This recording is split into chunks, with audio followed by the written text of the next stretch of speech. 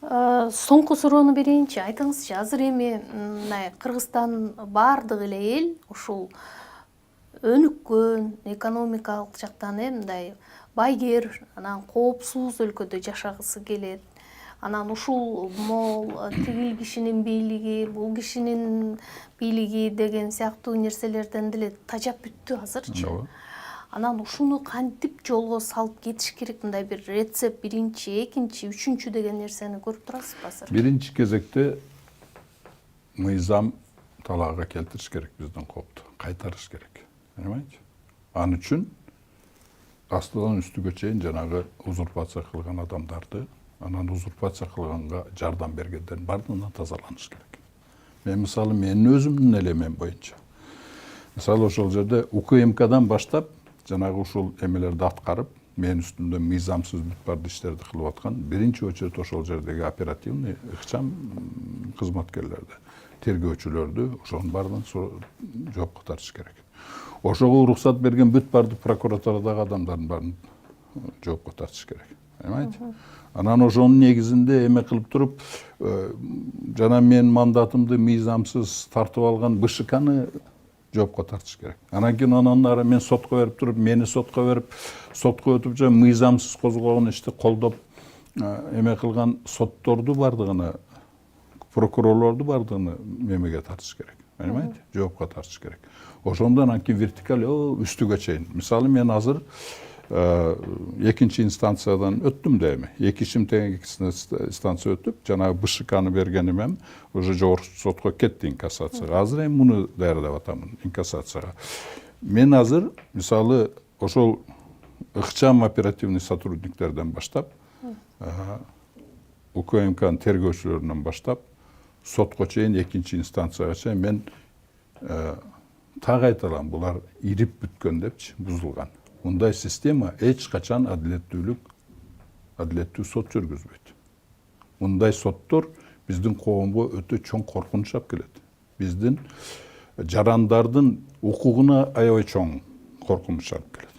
Понимаете? Ошондуктан мен экинчи инстанцияга чейин чириген, ириген деп айталам да. Мунун тазалаш үчүн жанагы чекеден бардыгын жоопко тартыш керек. Азыр эми мына кассацияда барып көрөбүз. Мен азыр кассацияга берип атам, анча мен немем деле, үмүтүм деле калбады. Скорее всего, ал жерде деле ошондой кылат деп. Эгер Ташиев ушундай таасири менен кала турган болсо, адамдар таза болсо ошондой кылат. Значит, Верховный сотко чейин мен жанагы Конституционный сотко чейин апарам деп. Ошондо мен көргүм келет да, ошо судопроизводство биздин судопроизводство там ыкчам эмелерден тартып эмеге жогорку сотко чейин, Конституцион сотко чейин канчалык ириген де мен билгим келет. Азыр бардыгы айтат, айыл өкмөт өзүнүн функциясын аткарбайт, аким өзүнүн функциясын аткарбайт, губернатор өзүнүн функциясы, министерство өзүнүн функциясын аткарбайт, прокуратура аткарбайт. Бул эмнеден? Узурпация болуп калган барды, парализация болуп калган. Ошондуктан аткарбайт.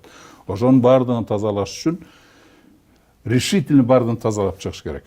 Ошондон кийин бардыгы ойлонуп калат. А так азыр мисалы мындай болуп турганда соттордо, прокурорлордо монтуп тура берет. Понимаете? Бир жакты болуш керек.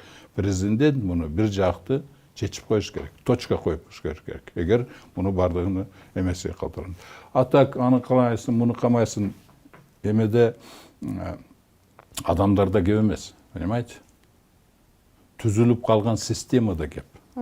Анан ошонун системасында отурган адамдарда кеп. Ошол системаны коргоп турган адамдарда кеп.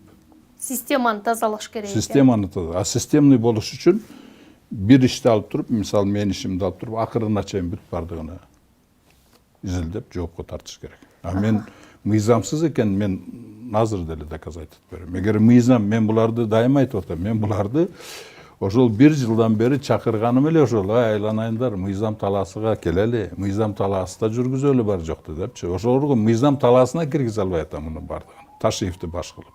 Понимаете? Ошондукта бардыгы болуп атат. Эгер бул болбосо, мыйзам талаасыга кирбесе, парализация болуп тура берет. Качан мыйзам толук кандуу иштесе, ар ким өзү. Бул жерде мамлекеттин функциясы биздин конституциядан чыккан закондордо бардыгы жазылган, ким кандай иш кылыш керек. Üç butaka bölünген. Her bir birlikte üç butaka emne kılış gereken bardı emek kılar. Biri birini kantıp kontrol kılar. Biri birine kantıp birgelikte mamlekette önüp duruş üçün, жақсылық алып барыш үшін emek kılar. Jarandardın tirikçiliğini kötörgünge emne kılar. O da ошол жакта болуш керек. Мунун бардыгы болбосо, бардыгы эле өз эместе немелерде эле ошондой эле бардык парализация болуп, айыл өкмөттөр деле эмне кылышын билбей калды. Закон менен иштейин десе, туура эмес болуп калышы, жакпай калышы мүмкүн. Понимаете? Ошондуктан анан бардык эмесин даптай алып келген акчасынан иштеткенден коркуп калбады булар. Понимаете?